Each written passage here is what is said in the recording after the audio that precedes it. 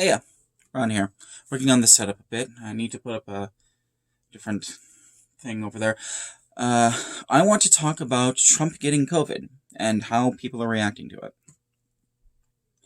So, there's a very vocal camp of people who are very happy about Trump getting COVID, to the point of celebrating it in some cases. And there's another camp of people who are admonishing the people who are very happy about Trump getting COVID. There are some people who are happy about Trump getting COVID just on the basis that it's kind of ironic that he's being felled by a disease that he perpetuated the spread of through his own inaction. It's funny in a very darkly humorous kind of way. But there are other people who either just very strongly dislike Trump or are motivated by an understanding that Trump is hurting people all over the country and all over the world.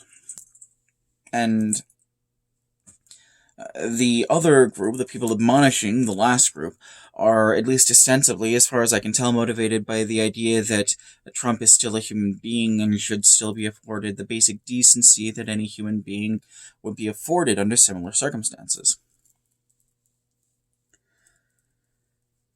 So, I think that criticism is at least mostly disingenuous, and I'm gonna talk about that in another video after this one, but you have to understand that Trump isn't just an ordinary person.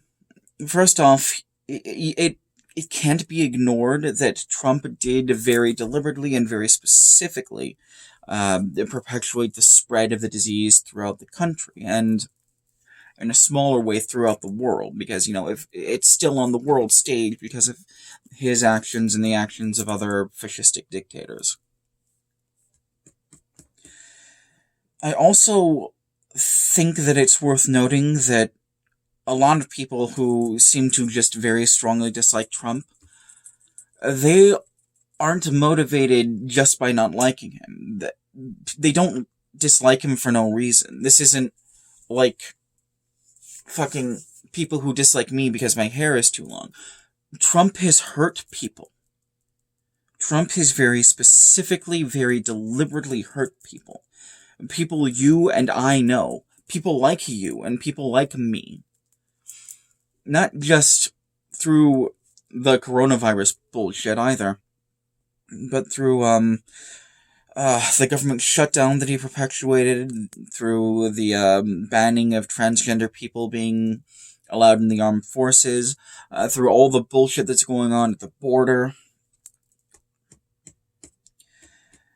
And I kind of feel like asking people to treat Trump like he's just another person who's been met with unfortunate circumstances is kind of like saying that Pinochet did nothing wrong.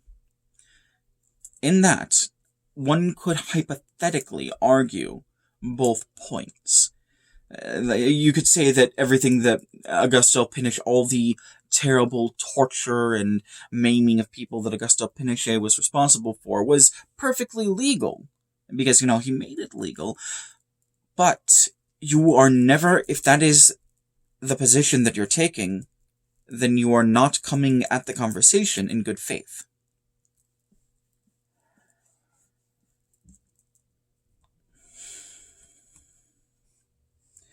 It is not unreasonable for people to look at Trump and look at the things that he's done and be glad that he isn't going to be able to hurt any more people, even if that's just for a little while.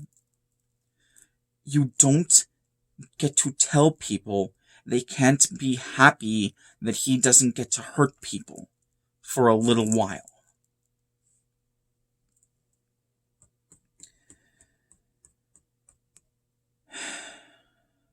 Yeah. That's everything I have on my outline here. Regular links should be in the description. That's my Twitter, where I'm very active, especially recently with, not being able to make regular videos. That's my Curious Cat. Don't bother going there. I can't access it right now. That's my Ko-Fi if you feel like giving me money. Do not feel obligated to give me money because I'm still going to make videos regardless of how much financial support I get. Like, again, my computer isn't working, I can't edit videos, but I'm still making videos because it's important to me. But any money that you would be willing to send would be very much appreciated. It would go straight to letting me buy a new CPU for my computer. Or groceries, whichever one is more pressing.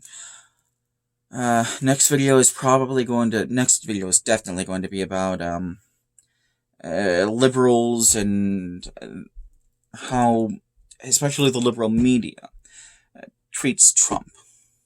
And, like, what we can suss out from that. Until then, until we get there, take care of yourselves, alright?